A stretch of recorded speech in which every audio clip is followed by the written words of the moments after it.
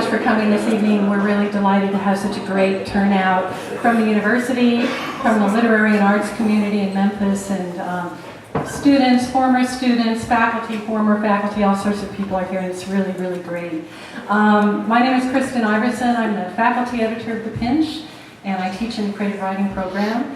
I'm going to turn this over to our managing editor, Chris, in just a moment, but before that I want to thank some really special people for being here tonight. First of all, I want to thank the University of Memphis and all their support for this wonderful program and for the literary journal The Pinch, which is distributed all over the United States and in Canada, and we're very proud of the writers and authors and photographers that we bring together in this journal, and it's been going for quite some time now, so it's really fabulous.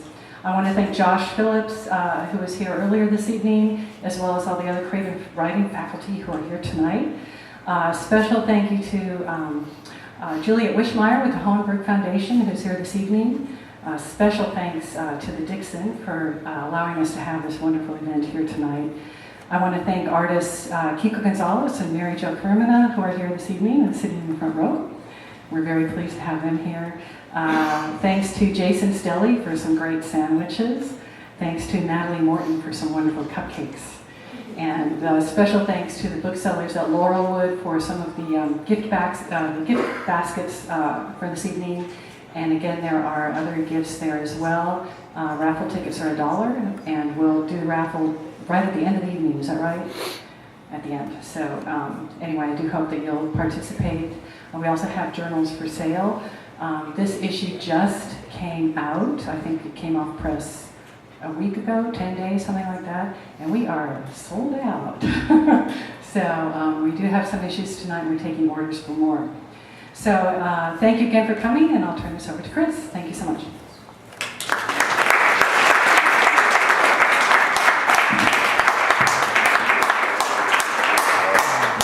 Thank you all for coming. Is this on still? I'm Christopher Moyer. I'm the current managing editor of The Pinch. I'm going to keep it very short and then turn it over to Ruth Bauman. But thank you so much for coming. If you have fun tonight, I encourage you to buy a book or subscribe. Your continued support enables us to do this every 6 months or so, and we always have a really great time. We have 3 amazing readers tonight, and I hope you enjoy them. And Ruth Bauman will be coming up to introduce them. So let's give a hand to Ruth.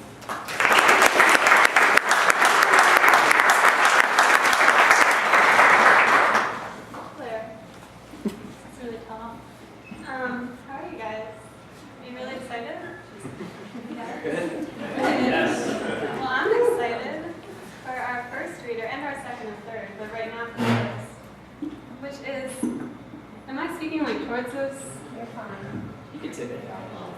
That's It's empowering. Okay. Tessa Milas is a Leo. She is the 2013 winner of the Iowa Short Fiction Prize. Her debut collection was Lungs Full of Noise, which is in the back. If you haven't got it yet, you should right now, or after she's done reading, I guess. It was hailed by the Gazette as grotesque and beautiful, and it was just released in October, so it's very exciting. Yay. One story from this collection, Quiet Camp, was originally published in The Pinch, the issue that just came out, and we're really excited about it. It was referred to as one of the book's highlight moments by Lit Reactor magazine.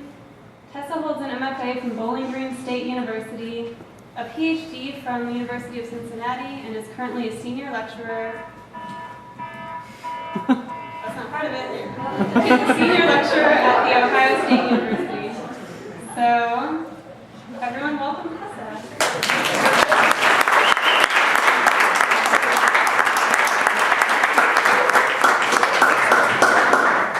Hey everybody, thanks so much for coming, and thanks to Chris and the rest of the editorial staff for choosing my story and for inviting me so I could read for all you guys. This is a great crowd. I had one reading in Cedar Rapids. I'm just starting out this reading series thing, and one person came, so we had like a private reading for the one audience member, and he actually introduced us because the bookstore employees got lost, so our audience member became the MC for the event. No, it was a strange event, but this is better. So I'm going to read tonight from my story Quiet Camp, which is in this issue of The Pinch, and I'll read an excerpt from it. You can read the whole thing if you get the book. Book's on sale in the back. And also, I guess the only thing I need to tell you is that it's a fragmented story, so it's written in short sections, so when I pause, that's the end of a section. Can everybody hear me in the back? Yes. Yeah, fabulous. All right, thanks. Okay, Quiet Camp. We arrive on a westerly wind, our lungs inflated with speech. Our mothers said this would happen if we didn't learn to quiet our tongues. Our tongues couldn't be stopped, so up we went. Up and up, until we knocked the chandeliers with our heads and scraped the ceiling with our feet. Our mothers thought we would learn our lesson then and quit our talkity-talk for good. We tried, but couldn't stop. We kept talking, and the talking held us aloft. When our mothers got sick of the constant buzzing overhead, they brought us to the docks and launched us into the air. With nothing to bump up against, we rose into the clouds, and soon our mother's skirts were nothing but colorful dots. We cleared rooftops, trees. Now we bob like balloons above a lake. We talk together and all at once. Our talk collides, our talk congeals, our talk swells to a roar. What a racket we make, such noise, as we drift ashore and land by a fleet of canoes. Miss Jacqueline waits for us there. She gathers us up, a rabble of raucous girls. Miss Jacqueline says, hush. Miss Jacqueline says, shut those clatter traps. Miss Jacqueline says, little girls should be seen and not heard. We can talk for weeks without stop. We have special reserves of spit in our glands and calluses on our tongues. Our mouths are caches of fast twitch muscles, a recessive gene, they think, also common in certain frogs and venomous snakes. A rowdy tribe, we walk through the woods, we carry sticks, we kick at weeds. The sound of our speech swarms like the hiss of cicadas thrashing out of their husks. Syllables tap off our teeth, our dimples crease and uncrease in a Morse code frenzy. Blippity blip blip blip, a language of dots and dashes, of clicks and clacks. Miss Jacqueline says we sound like a meeting of Congolese tribes. We've seen psychologists and meditation coaches, speech therapists, etiquette instructors, priests. We've whiled away afternoons in principals' offices, juvenile detention centers, soundproof rooms. We've been punished, bribed, disinherited, shamed, spanked. None of it worked. Now we are here. We congregate on either side of a long pine table, in front of plates of carrots and beans. We can't be quiet long enough to learn each other's names. We can't be quiet long enough to eat. We are always hungry. Our stomachs' whimperings are low hums below the upper registers of our speech. We hold our silverware tight in our fists. Like tuning forks they buzz, and this sound joins the rest. Noise machine, chatterbox, loudmouth, big mouth, tick face, busybody, mosquito breath, horse teeth, blabbermouth, blubberface, vomit machine. These are our names. Miss Jacqueline escorts us to cabins. We climb into bunk beds and pull wool blankets up to our chins. We recite nursery rhymes and jingles to fall asleep. When the wick of the lamp blows out, the darkness exacerbates the noise. We hear howling in the distance, only it sounds like a pack of boys. There's a face in the window, a long-limbed shadow moving beside the door. We recite the Oscar Mayer song for comfort. In the night, our consciousness dislodges and we slip away, but not the talk. We keep talking, a conversation with no through lines, Non sequiturs spill from our lips, dribble over our chins. Every so often an interjection wakes us up. Miss Muffet, her tuffet, her tuffet. Jello, hush little tick. In the morning we feel unhinged. We pray for recovery, retreat, remission, stillness. We dream. Someday we will hear all of Beethoven's Moonlight Sonata. Someday we will hear our hearts keeping time in our chests. At breakfast, Miss Jacqueline announces the rules of the camp. No speech, no sound, silence is law. Offenders will be punished. If we think she is joking, we should visit the annex and see the cabinets that house her collection of pickled tongues.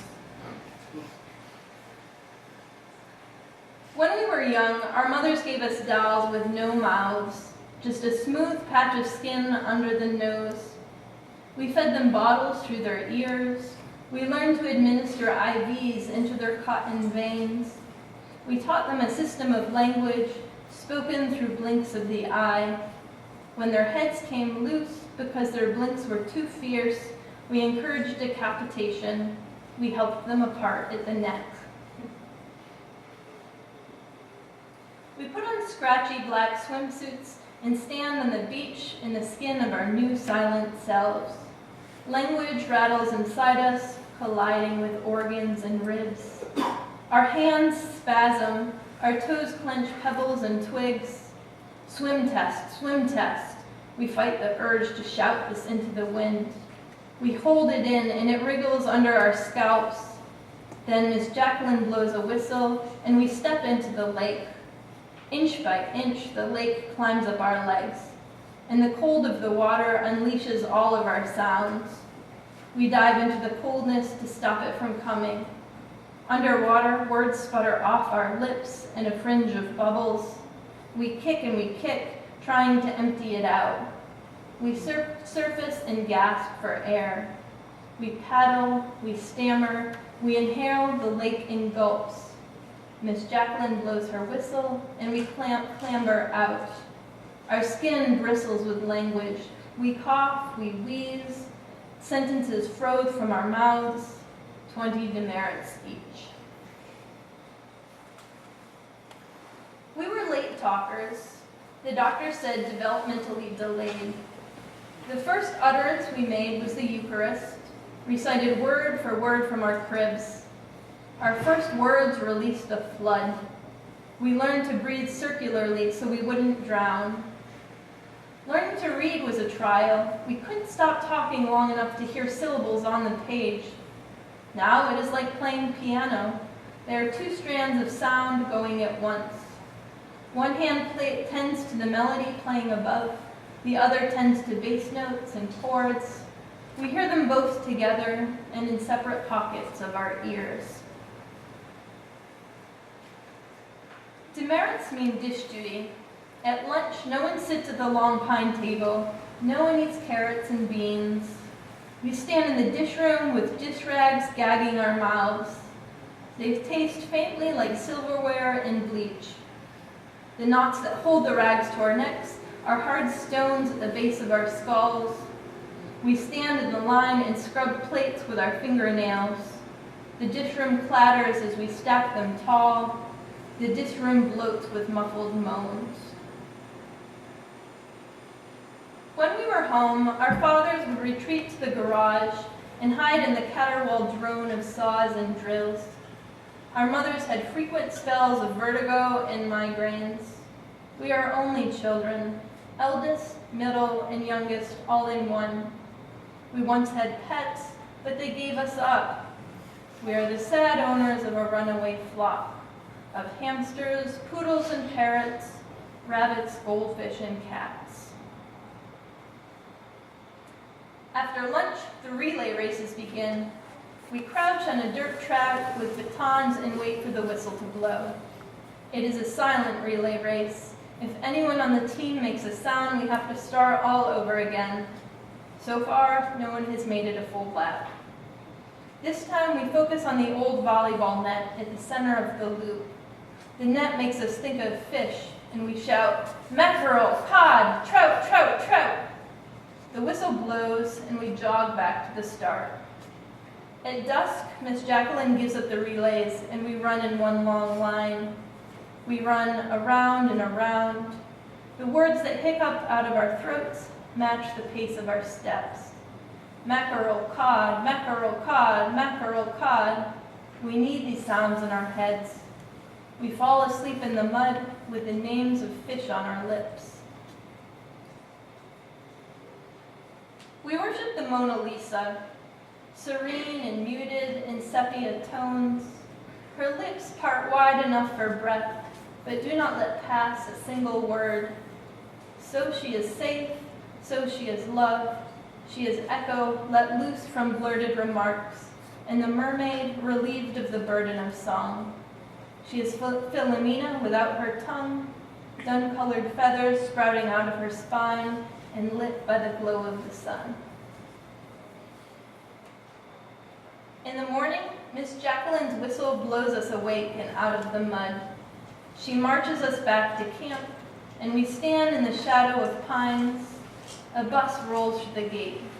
It seems empty at first, then a troop of glowing girls descends. Miss Jacqueline says they are mutes. The mute children parade before us in white frocks adorned with lace. A ring of light hovers over their heads. What ecstasy, what wonder, the lull left behind by flaccid tongues. They stare at our clothes, crusted with clumps of dirt. They point at the sap on our chins, the stains on our knees. As they circle us, we lift our hands to touch the gauze of their lips. We open our mouths and questions emerge. Where do your voices go? How do you clear your throats? Does silence feel like silk? At school, the boys only asked quiet girls to the spring cotillion. We noisy girls went by ourselves. We danced in a crowd, singing along. When a slow song came, we danced with each other. The syllables of our words keeping triple time with each waltz. We stood so close we could feel one another's breath on our cheeks. We put our heads together and whispered into each other's ears. We liked the way this duet filled the space in our minds. It didn't last. Before the song ended, the nuns yanked us apart. When the mutes are gone, Miss Jacqueline leads us into the woods. We are supposed to listen to nature as we walk. We are supposed to take the scent of pine into our lungs. But those mute girls are in our heads. The thought of them rips through our throats, and we shout out fragments of hymns. Miss Jacqueline keeps track of our demerits as we hike. The path is steep, the forest is thick. We find a pair of boys' underwear on a cushion of moss. Miss Jacqueline pretends not to see. We hike until the moon cuts through the trees. Then we stop and we sit, and Miss Jacqueline takes us away from the group one by one. She makes us identify the noisiest girl in the camp. Everyone names somebody different. She ties us each to a tree. From our post, we cannot see anyone else. She leaves us there with bark scraping the skin off our wrists. We shout into the dark, blaming the one who turned us in. When the owls hoot, we vibrate the cords in our throat until we find the same pitch. Then a whistling noise shoots over our heads, and the owl falls from the tree. We scream and we scream. I'm going to stop there. Thanks so much.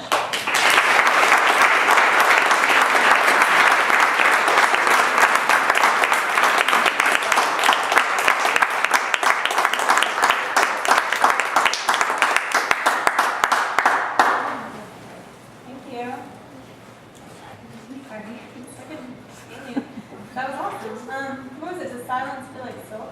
Yeah. I want you all to think about that later tonight. I don't think we even give a round of applause for Chris. Did we? Chris is our current managing editor. Can we do that?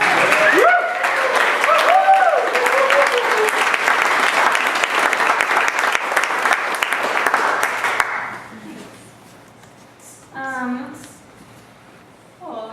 Are you excited for the next one? Yeah. Good. Aaron Radke, who is an artist, video essayist, and a nonfiction writer in Louisville, Kentucky. Yes. Cancer as well. Her work has appeared or is forthcoming in Gulf Coast, Fourth Genre, The Bellingham Review, Copper Nickel, Porto de Sol, The Iowa Review, The Pinch, and others. She attended the University of Iowa's nonfiction writing program, where her work focused primarily on the ideas of aftermath and abandoned places. There's some awesome. She is now the marketing director for Sarabon Books, and she's at work finishing a new book of graphic essays. And she is going to do, I believe, a graphic essay for us tonight, which is exciting.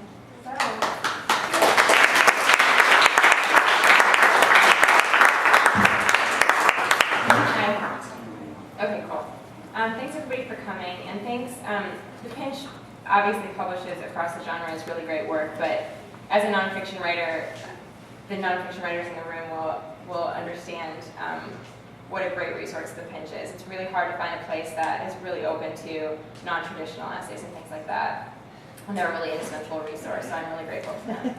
They also make really cool magnets at AWP, which I like a lot, but I'm not even over. So this is just as it appears in the issue, except for I've removed the words from the images up here, and I'll read the words.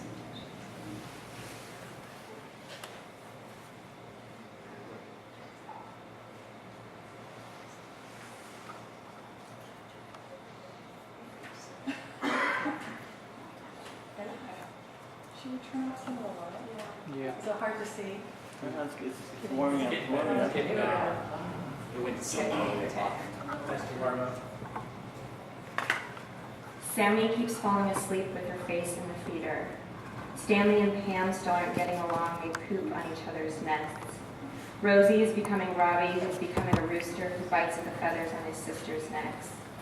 My mother feeds them bananas out of her hands, and when they get sick, my father hits them over the head with the thick end of a screwdriver and throws their bodies into the woods.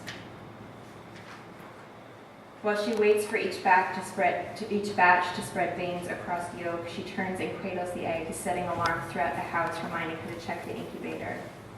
Weeks later, their beaks will begin tapping the insides of a shell, and they will curl a damp and blind body hooked to a yellowed sac until they absorb it into themselves.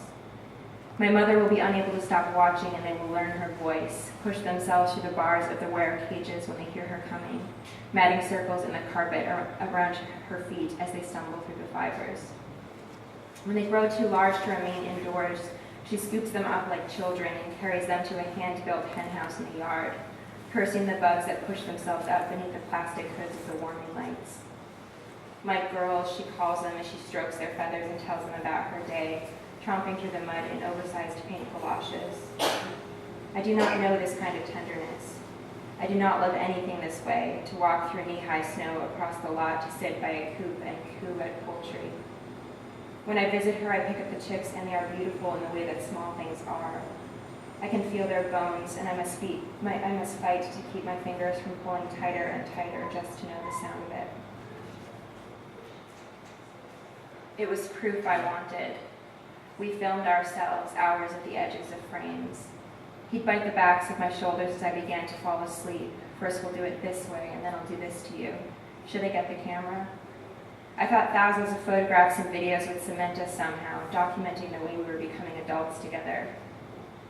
Since then, I've become a body that opens and opens. I say yes, and beneath the hyphenated salt of combined sweat, try to plural I into we and fail. I lie in these rooms smelling of the insides of ourselves and feel sometimes nothing more than emptied out. These next sleeping bodies become revisions of old lovers, slick spaces will dry, bodies will yellow. Everyone I loved or failed in my loving will die, and yes, how plain to say it. There are things it does not show. That the novelty of touching would wear into familiarity that no longer comforts. That no matter how many times one remakes the bed, there are things that cannot be undone. I am tired, or I have tired of the need to pull things out of you to prove what I could make your body do. Of that need to fill every one of your spaces, the ridges in your cracked tooth and the valleys of the serrated scars along your kneecap. And then I am quite startled when this you I have used for years to mean you has suddenly become occupied by someone else.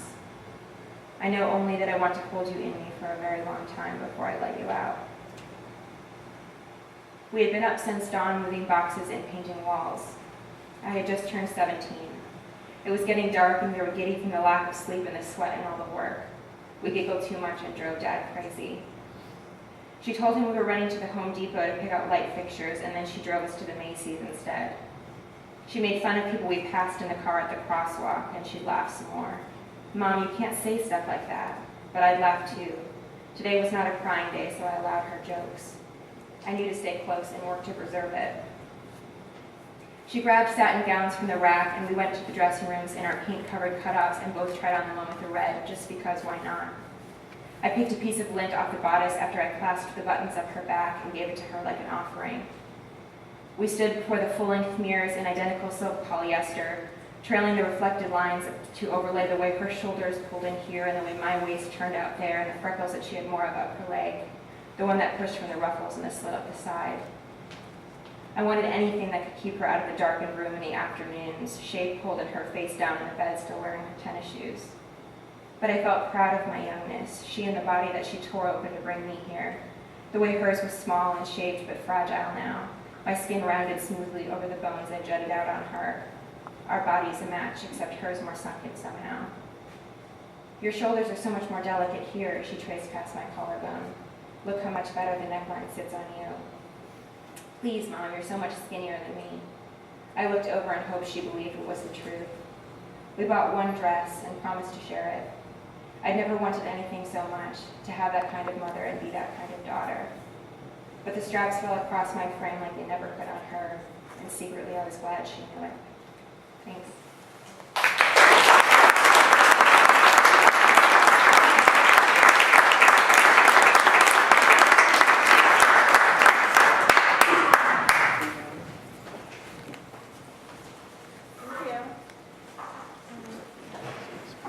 I didn't know that would end. We need a sequel. I liked it. So thank you very much. And we have one final reader. We have one of our faculty, actually, for a surprise, is going to be reading some of the poetry from our last issue. I think it's kind of a hodgepodge of poets, so I'm excited. This is going to be, our reader is Tim Johnson. He is our new fiction professor. He comes from Iowa. I was trying to think of a good word for it. He comes from Iowa. He was a carpenter for 20-some years. George Washington University came in at some point on that. Last year, yeah. Yes, last year. We stole him away. You want me to just do this? I'm sorry? He likes to interrupt his introductions. He has a new book coming out, tentatively titled Loveland Pass, and I think he's apparently really excited. I can't wait.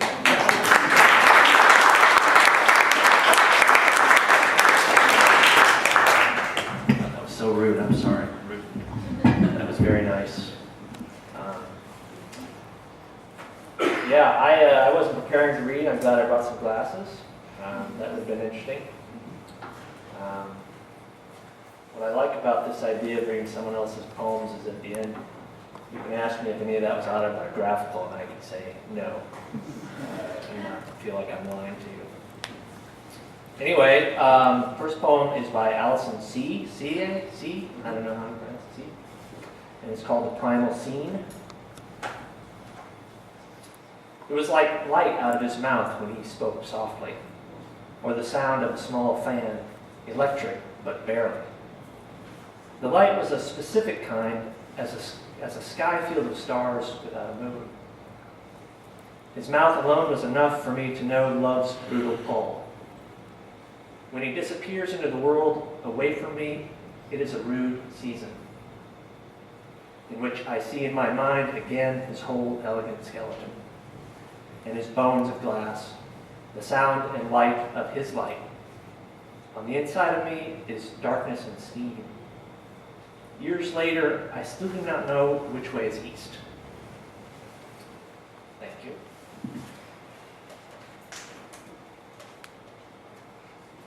Next one is by Sandra Meek, and it's called Jekyll Island Gazelle. Sand dollars crown the beach's shroud of clouded crystal. skies blur, erosion.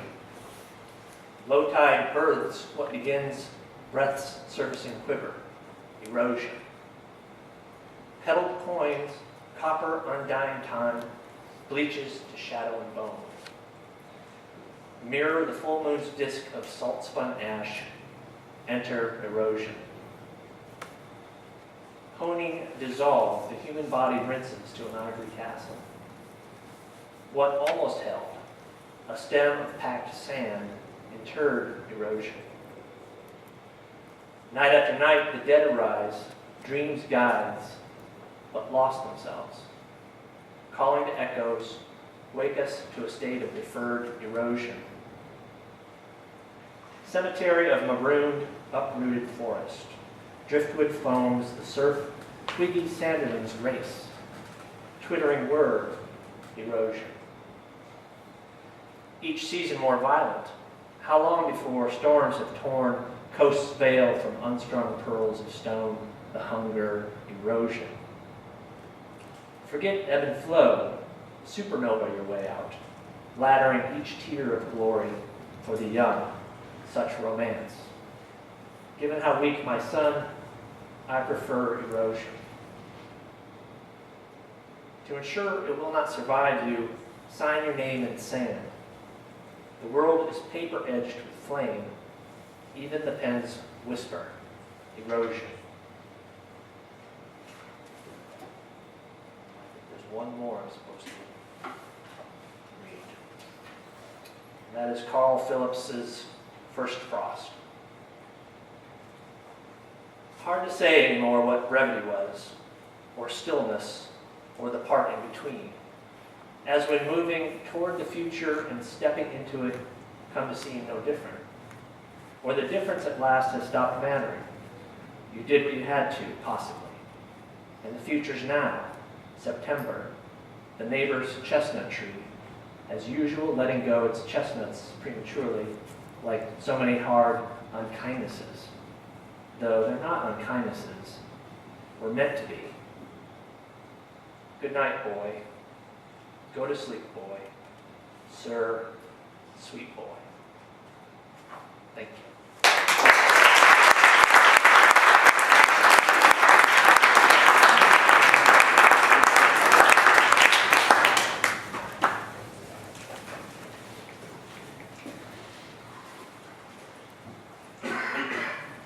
Hello again.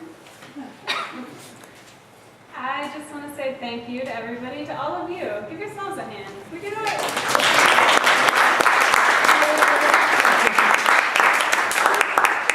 I believe that is pretty much it, unless Kristen has some final words, which she does.